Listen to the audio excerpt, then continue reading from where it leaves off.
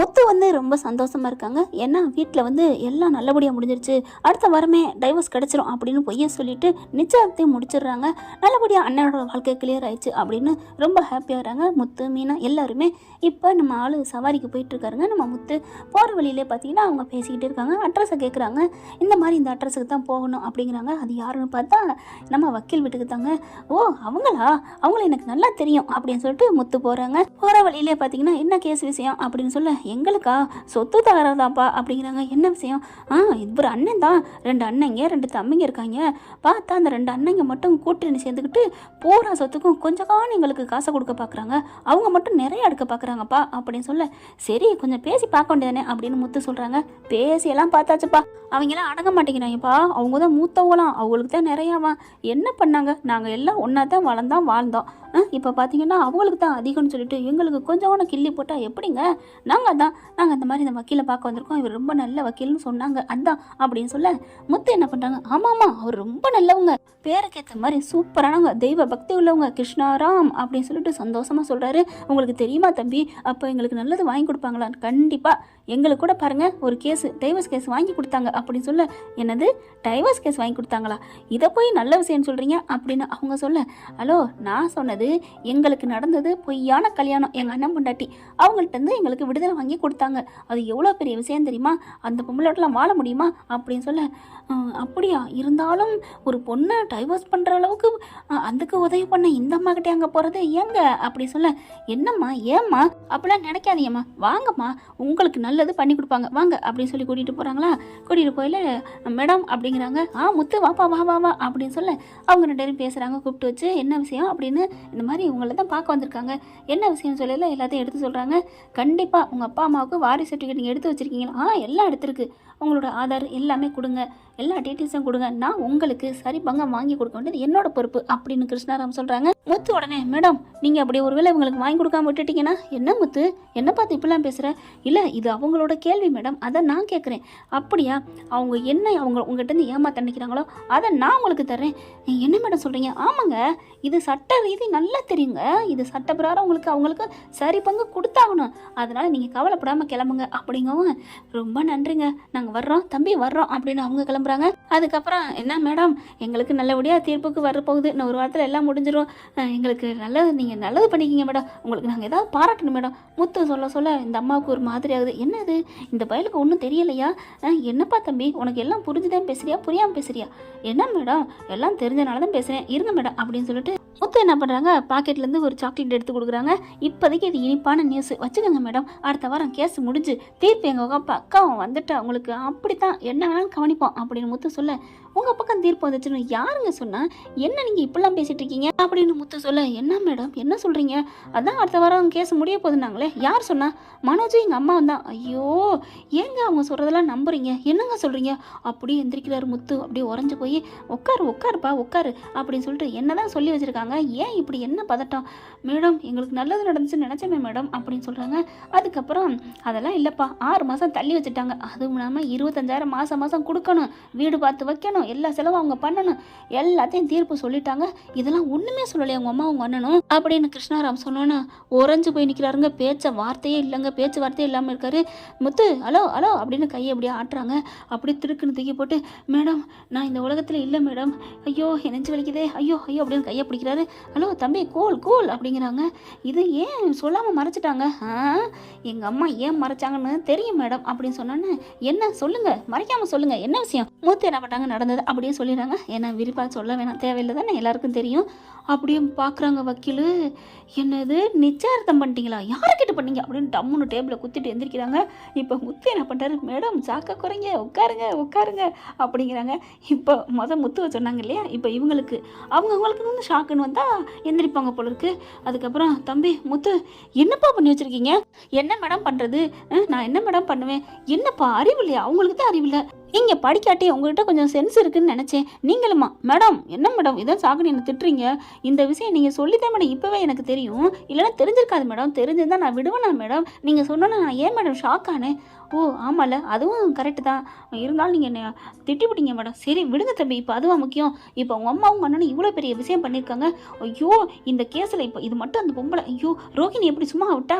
அவளுக்கு தெரியாது போல இருக்குன்னு நினைக்கிறேன். என்ன முத்து, உங்கள் வீட்டே 24 மணி நேரம் இல்லை 48 மணி நேரம் ஒரு நாளைக்கு இருந்தால் வாட்ச் பண்ணிக்கிட்டே இருப்பா. அந்த அளவுக்கு இருக்கா? விடுவாளா என்ன? ஆமாம் இல்லை, அப்போ ஏன் அந்த பார்லர் அம்மா பேசாமல் இருக்கு? அதுதான் அந்த அம்மாவோட ட்ரிக்கை.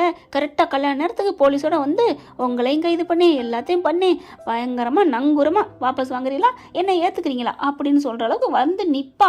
ஐயோ இதுக்கு அவன் இடம் கொடுத்துருக்கேன் எங்கள் ஆத்தாலும் என் அண்ணனும் அப்படின்னு முத்து புலம்ப.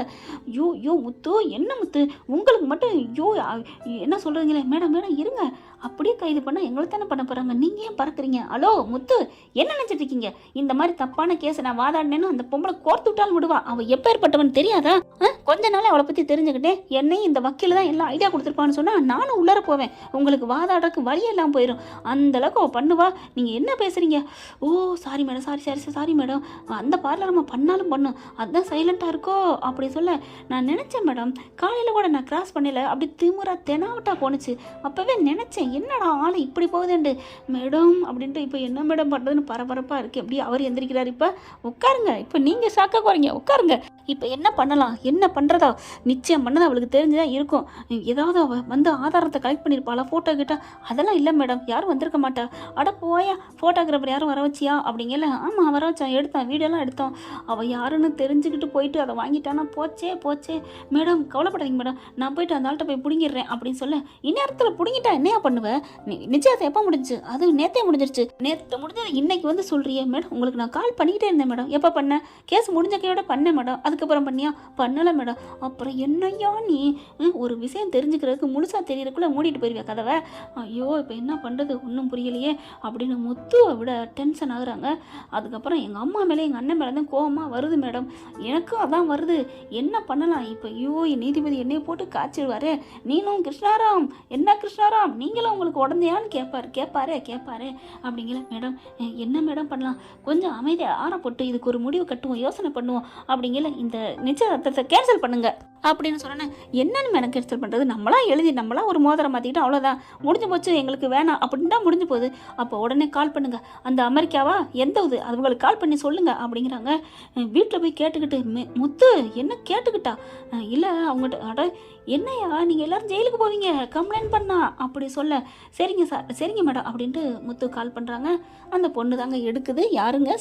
ஸ்வேதா ஒரு முக்கியமான விஷயம் சொல்லணும் அப்படின்னு சொல்கிறாங்க. இல்லை நான் இங்கே பக்கத்தில் ஒரு கோயிலுக்கு வந்திருக்கேன், சாமி கும்பிட்டுருக்கேன், ஒரு 5 நிமிஷம் கழிச்சு அடிக்கவா அப்படிங்கல. எந்த கோயில் அப்படிங்கிறாங்க. இங்கே இந்த மாதிரி முருகன் கோயில் தான் அப்படிங்கல. இந்த தெருவில் இருக்கே அந்த முருகன் கோயில்? ஆமாம், அதுக்கு பக்கத்தில் ஒரு கருப்பு பில்டிங் இருக்குது, அங்கே வாங்க அப்படின்னு சொல்கிறாங்க. அங்கேயா அப்படிங்கல. அங்கே தான் நான் இருக்கேன், இதை வந்துட்டேன் அப்படின்னு சொல்லிட்டு சாமியை கும்பிட்டு முடிச்சுட்டு வராங்க. வருது அந்த பொண்ணுக்கிட்ட சொல்லுவோம் அப்படின்னு அந்த பொண்ணு வந்த கையோட உட்காந்துட்டு பேச ஆரம்பிக்கிறாங்க. என்னாச்சு முத்து அப்படிங்கல. இவங்க தான் எங்கள் வக்கீல், எல்லா விஷயமும் உங்கள்கிட்ட மறைச்சிட்டாங்கம்மா, விஜயாவும் மனோஜும் அப்படிங்கல. பெரியம்மாவா என்ன மறைச்சாங்க அப்படிங்கிற நடந்ததை சொல்கிறாங்க. ஐயோ என்ன முத்து இம்புட்டு நடந்திருக்கு, நீங்கள் சொல்கிறதில்ல ஒரு வார்த்தை. ஹலோ ஸ்வேதா என்னம்மா நீ பேசுகிற? எனக்கு இப்போ தான் தெரியும், தெரிஞ்சோன்னே நான் உங்கள்கிட்ட கூப்பிட்டு சொல்கிறேன். இன்னும் என் பொண்டாட்டிக்கே தெரியாது, என் வீட்டுக்கும் தெரியாது. என் வீட்டில் போயிட்டு இனிமேல் தான் வச்சிருக்கணும் கச்சேரி அப்படின்னுக்கிட்டு இருக்காங்க. முதல் நீங்கள் உங்கள் வீட்டுக்கு போய் வச்சுக்கோங்க, வைக்காம இருங்க. இப்போ என்ன பண்ணுறது? அடுத்த வாரம் கல்யாணம்னு முடிவு பண்ணியாச்சு. இப்படி இருந்தால் இதெல்லாம் தப்பு, ஃபோன் பண்ணி சொல்லணும் அப்படின்ட்டு ஃபோனை பண்ணுறாங்க. பண்ணுங்கம்மா, அதுக்கு தான் கூப்பிட்டுருக்கவங்கள அப்படின்னு முத்து சொல்கிறாங்க. அந்த பொண்ணுக்கு அவங்க வீட்டுக்கும் ஃபோன் பண்ணி தகவலை மெதுவாக ஆரம்பிக்கிறாங்க. இப்போதைக்கு வேணாம், ஒரு 6 மாதம் கழித்து வச்சுக்கலாம் அப்படிங்கிறாங்க. எதுக்கு? என்ன விஷயம், என்னமாச்சு அப்படின்னு சொல்ல டக்குனு என்ன பண்ணுறாங்க, முத்து கொடு ஃபோனை கொடு அப்படிங்கிறாங்க. எங்கள் அண்ணன் பேசுகிறாரு அப்படின்னு அண்ணன்ட்ட கொடுக்குறாங்க. அவர் என்ன பண்ணுறாரு, ஃபோனை வாங்கிட்டு முத்து மன்னிச்சுக்கோங்க அப்படிங்கிறாங்க. எதுக்குமா என்னாச்சு அப்படின்னு சொல்ல, இல்லை நாங்கள் போய் ஒரு சாதகம் பார்த்தோம், அந்த இடத்துல 6 மாதத்துக்கு முன்னாடி கல்யாணம் நடந்தா அதுக்கப்புறம் அது நொடிஞ்சு போயிடுவாராம், நட்டமாயிருமா. நட்டமெல்லாம் ஆகிட்டு போகுது. எங்கள் வீட்டில் இல்லாததா? ஏங்க அவங்க கல்யாணம் பண்ணிட்டா அவருக்கு சம்மந்தப்பட்டது பொண்டாட்டியும் தானே, அப்போ பொண்டாட்டிக்கு சம்மந்தப்பட்டது தானே நொடிச்சு போயிடும். ஐயோ அப்படியா? வேணாம் வேணாம், அப்போ 6 மாதம் ஆகட்டும் அப்படின்னு சொல்கிறாங்க. அதுக்கு தாங்க சொல்லத்துக்கு ட்ரை பண்ணோம், சொல்லலான்னு பயந்துகிட்டே இருந்தோம். அட ஏங்க பயப்படுறீங்க, இதில் என்னங்க இருக்குது? உங்கள் குடும்பத்தை எனக்கு ரொம்ப பிடிச்சிருக்கு, அதை விட உங்களை எங்களுக்கு ரொம்ப பிடிச்சிருக்கு. கட்டுனா என் பொண்ணை அங்கே தான் கொடுப்போம், கவலைப்படாதீங்க அப்படின்னு சொல்ல அப்பாடா அப்படின்னு வச்சிடுறாங்க. அதுக்கப்புறம் ஸ்வேதாவும் முத்துவும் அந்த வக்கீலம்மா பார்த்துட்டு, சரிங்க நாங்கள் நிச்சயத்தை நிறுத்திட்டோம், கல்யாணமும் நடக்காது, நீங்கள் பயப்படாதீங்க அப்படிங்கல. ரொம்ப நன்றி தம்பி அப்படின்னு முத்துவுக்கு நன்றி சொல்கிறாங்க. பரவாயில்ல இருக்கட்டும், ஸ்வேதாவுக்கு தான், என் தங்கச்சிக்கு தான் நன்றி சொல்லணும். ஆமாம்மா ரொம்ப நன்றிம்மா அப்படிங்கிறாங்க. இப்போ எங்கள் வீட்டில் போய் சொன்னால் ஒத்துக்குவான்னு சொல்கிறீங்களா? எங்கள் அம்மா வானத்துக்கும் பூமிக்கும் குதிக்கும் அப்படின்னு சொல்ல, முத்து ஒன்று பண்ணுறீங்களா? என்ன அவங்க என்ன பேசுகிறான்னு நான் கேட்கணும், வீடியோ கால் பண்ணுறீங்களா? என்ன மேடம் நீங்களாம் சிரிப்பீங்க மேடம், பரவாயில்லவே கொஞ்சம் என்ன டைமாக இருக்கட்டுமே, ஏன்னா எனக்கு வைத்த கலக்கி வச்சுப்பா நீ பேசுனதில்ல அப்படிங்கிறாங்க. சரிங்க மேடம் அப்படின்ட்டு போயிடுறாங்க. வீட்டுக்கு போனதோட அப்பா அப்பான்னு கூப்பிட்றாங்க. இவங்க என்ன பண்ணுறாங்க, ஸ்வேதா முத்து வீடியோ கால் அப்படிங்கல. என்ன வீடியோ கால் எதுக்கு? மேடம் சொன்னாங்கல்ல. ஓ சாரி, அவங்க நமக்கா எவ்வளோ செஞ்சுருக்காங்க, அவங்களுக்கா இதை கூட செய்யக்கூடாதா அப்படின்னு வீடியோ அட்டன் பண்ணி பாக்கெட்டில் வச்சுக்கிறாரு முத்து. அதுக்கப்புறம் எல்லோரும் வந்துடுறாங்க. என்னாச்சு அப்படிங்கல. வாடா வா அப்படின்னு செம்ம கோவம் வந்துடுதுங்க பழையபடியே. ஆனால் இவங்க லைனில் இருக்காங்களேன்னு கொஞ்சம் அடக்கி வாசிக்கிறார் முத்து. அதுக்கப்புறம் எல்லாத்தையும் என்ன என்ன நடந்துட்டுருக்கு, ஏண்டா மனோஜ் இங்கே வாடா அப்படின்னு சொல்ல, என்னடா என்ன நடந்துட்டுருக்கு, ஒன்றும் பிரச்சனை இல்லையே, நம்ம தாலி வாங்க போகணும், அது வாங்க போகணும், இது வாங்க போகணும் அப்படின்னு சொல்ல, அப்படியே கைக்கு 2 காப்பு வாங்கிட்டு வந்துருங்க அப்படின்னு சொல்ல, அண்ணாமலை வந்துட்டு, டேய் என்னடா முத்து பேசுகிறேன், நான் மட்டும் பேசினா வந்துருங்கப்பா அப்படின்னு முத்து சொல்கிறது சரியா தப்பான்னு கமெண்ட் சொல்லுங்க. அடா ஆமாங்க, மற்றவங்க பேசினா கூட விட்டுருவாரு, இந்த முத்து பேசினா மட்டும் டேய் முத்து வாய மூடு, டேய் முத்து சும்மா இரு, இதே தான் இவருக்கு கம்பெனிக்கு கொடுக்குறதுக்கு நம்ம மீனாவும் சும்மா இருங்க சும்மா இருங்க இதே தான் சொல்லுவோம் இந்த பிள்ளையும். அடுத்து யார் ஆரம்பிக்கிறது, எப்படி ஆரம்பிக்கிறதுன்னு முத்து யோசிக்கிறாரு. பழைய மாதிரி இருந்தால் கிழிச்சு கட்டிடுவார். ஆனால் இங்கே கேமரா இருக்கிறதுனால ஒன்றும் பேச முடியலை. இப்போ அந்த பிள்ளைய வந்து நீ தானே பேசுமா அப்படின்றாங்க. அந்த பொண்ணு ஸ்வேதா என்ன பண்ணுது, பேச ஆரம்பிக்குது. பெரியப்பா பெரியம்மாவும் அண்ணாவும் என்ன பண்ணியிருக்காங்க காரியம் தெரியுமா, என்ன காரியம் பண்ணியிருக்காங்க, இந்த டைவர்ஸ் கேஸ் எப்போ முடியுதுன்னு சொன்னாங்க, அப்படியே முழிக்கிறாங்க. ஐயோ தெரிஞ்சிச்சு போல இருக்கே அப்படின்ட்டு, என்ன என்ன அந்த பொண்ணு சொல்லுது, விஜயா சொல்லு விஜயா அப்படின்னு அண்ணாமலை கேட்குறாங்க. உடனே ஒன்றும் இல்லையே, அதான் அடுத்த வாரம் அப்படி இப்படின்னு புலம்புது. என்னம்மா அடுத்த வாரம்னு சொல்கிறா அப்படின்னு அண்ணாமலை கேட்க, உடனே ஸ்வேதா போய் சொல்லாதீங்க பெரியம்மா, 6 மாதம் ஆகுமா தெரியுமா அப்படின்னு சொல்ல, அப்படியே ஆடி போகிறாரு. என்னம்மா சொல்கிற? ஆமாம் பெரியப்பா எல்லா விஷயத்தையும் சொல்கிறாங்க. ஏண்டா 25,000 கொடுக்கணுமா? ஆமாப்பா. என்னடா சொல்கிற, வீடு பார்த்து கொடுக்கணுமா? ஆமாப்பா. ஐயோ எனக்கு பொண்டாட்டியா வந்து வாச்சிருக்கீங்க, புள்ளையா வந்து வாச்சிருக்க அப்படின்னு சாத்துன்னு சாத்துறாரு. எப்பா அவங்க சொன்னதுக்கு நான் என்னப்பா பண்ண முடியும், அவள் கடைசி நேரத்தில் புள்ளைய கூட்டு வந்து அழுதுட்டாப்பா. டேய் நான் அதை சொல்லலடா, ஏன் வீட்டில் சொல்லலை, சொன்னால் நீங்கள் திட்டுவீங்கன்னு தான், இப்போ மட்டும் உன்னை அடிக்காமல் கொஞ்சம் வேணா. இல்லை தெரியாமல் மறைச்சிடலான்னு பார்த்தேன். எப்படிரா தண்ணிக்கு கீழே போய் ஊதுனா மேலே தானடா வரும், இப்போ எப்படி எப்படி அப்படிங்கல. டேய் முத்து உனக்கு யாரா சொன்னது அப்படின்னு விஜயா கேட்க, வக்கீல் தான் சொன்னாங்க. வக்கீலா? அந்த பொம்பளை ஏன் இப்படி சொன்னிச்சு? ஐயோ பொம்பளைங்குதே அம்மா, இங்கே லைனில் இருக்குதே மேடம், அங்கே அந்த மேடம் என்ன பண்ணுது, அடிப்பாவி என்ன பொம்பளை நான் சொல்கிறேன் அப்படின்ட்டு அதுவாகவே நம்ம பொம்பளை தானே, பொம்பளைன்னு சொல்கிறதுல தப்பு இல்லை, சரி அடுத்ததை பார்ப்போம் அப்படின்னு பார்த்துக்கிட்டே இருக்காங்க. ஆனாலும் முத்து என்ன பண்ணுறாரு, சும்மா நம்பாதீங்க அப்படின்னு கையை அப்படி ஆட்டுறாரு. டேய் யாரடா இங்கடா சொல்கிறேன், ஒன்றும் இல்லைப்பா இது சொந்த கதைப்பா அப்படின்னுட்டு, டேய் மனோஜ் ஏன்டா அப்படி பாவி பண்ணி வச்சிருக்க, மறுபடியும் அதே அதை ஆரம்பிக்க.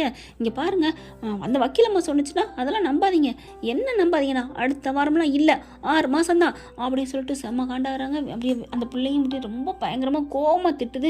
உங்களை நான் எவ்வளோ நம்பினேன், ஸ்வேதா தாங்க பாவம் ரொம்ப இதாக இருக்குது. அப்புறமா இப்போ ஒன்றும் கெட்டு போகல, டே ஃபோன் எடுறா அவங்களுக்கு சொல்லிவிடணும் அப்படின்னு சொல்ல, இல்லை அப்படின்ட்டு வேகமாக ஓடி வர்றாரு மனோஜ். அவங்களுக்குலாம் சொல்ல வேணாம்ப்பா விஜயாவும், சொல்லாதீங்க அப்படிங்கிறாங்க. சொல்லலைன்னா அடுத்த வாரம் எப்படி கல்யாணம் முடிச்சிருவியா பண்ணிடுவியா அப்படின்னு கத்துறாரு அண்ணாமலை. இல்லை அது வந்து ஏய் அடங்குங்கடி, 6 மாதத்துக்கு அப்புறம் பேசிக்கலாண்டி, இல்லை அவங்க எதுவும் தப்பாக நினைப்பாங்க, நான் அது வந்து அப்படிங்கிற. இங்கே பாரு விஜயாட்ட பயங்கரமாக கத்துறாரு அண்ணாமலை. என்னப்பா பண்ணலாம் அப்படின்னு முத்து கேட்க, அதெல்லாம் நான் பண்ணி தீர்த்துட்டு வந்துட்டேப்பா அப்படிங்கிறாங்க. டே என்னடா என்ன பண்ண அப்படின்னு மனோஜ் துடிக்க. சரி நான் என்ன பண்ணேன்னு வேகமாக கேட்குறேன், நீனே ஃபோன் பண்ணி சொல்லிடு 6 மாதம் கழிச்சு வச்சுக்கலான்னு. ஐயோ அவங்க ஏதாவது வேணான்னு பொசுக்குன்னு சொல்லிவிட்டா, இந்த சம்பந்தம் இல்லாமல் போயிட்டா நான் என்னால் தாங்க முடியாது. அப்போ யார் தான் சொல்கிறது, யார் சொன்னால் கேட்பாங்கன்னு தெரியலையே, பயமாக இருக்குடா, எனக்கு இந்த வாழ்க்கையாக நினைக்கணும்டா, டே முத்து ப்ளீஸ்டா அப்படின்னு சொல்ல, அப்பா இப்போ அது கெஞ்சினியே அப்படின்ட்டு நீங்கள் யாரும் பயப்பட வேணாம், நான் அவங்கக்கிட்ட ஃபோன் பண்ணி பேசியாச்சு. அப்படின்னு சொன்னோன்னே, என்னது பேசியாச்சா? ஸ்வேதா சொல்லுது, ஆமாம் அங்கே சொல்லிட்டோம். ஐயோ அப்போ வேணான்ட்டாங்களா? இந்த மாதிரி ஃப்ராட் பண்ணிட்டோம்னு திட்டினாங்களா? திட்டுனாங்க தான். அப்புறம் என்ன உங்களை தூக்கி வச்சா கொஞ்சுவாங்க? கழுவி கழுவி தான் ஊற்றுனாங்க. ஐயோ அப்புறம் பரவாயில்ல, நீங்கள் பயப்படாதீங்க பையப்பா. முத்து லாவகமாக பேசிட்டாரு. என்ன பேசுனா? நாங்கள் ஜாதகம் பார்க்க போன இடத்துல இந்த மாதிரி 6 மாதம் கழிச்சு தான் பண்ணணுமா, இப்போ பண்ணுனா அப்படியே நட்டம் ஆயிருமா தொழிலுக்கு, ஏன்னா உயிருக்கு ஆபத்துன்னா பயந்துருவாங்கன்னு எவ்வளோ நேக்கா அண்ணா சொல்லியிருக்காங்க.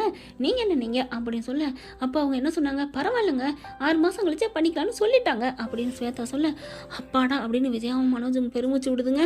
என்ன ஃப்ரெண்ட், இப்படியும் போக வாய்ப்பு இருக்கு. பார்க்கலாம் என்ன நடக்க போகுதுன்னு. தேங்க்யூ. இந்த வீடியோ உங்களுக்கு பிடிச்சிருந்தா தயவு செய்து லைக் பண்ணுங்க. இன்னும் அப்டேட்ஸ்க்காக சேனலை சப்ஸ்கிரைப் பண்ண மறக்காதீங்க. நம்ம கிட்ட இருக்க எல்லா சேனல்ஸோட லேட்டஸ்ட் வீடியோ அப்டேட்ஸ்க்காக மேல ரைட் சைடுல காட்டுற லிங்கை கிளிக் பண்ணி வாட்ஸ்அப் குரூப்ல ஜாயின் பண்ணுங்க. உங்களிடம் விடைபெறுவது நான் உங்கள் மெஹர்.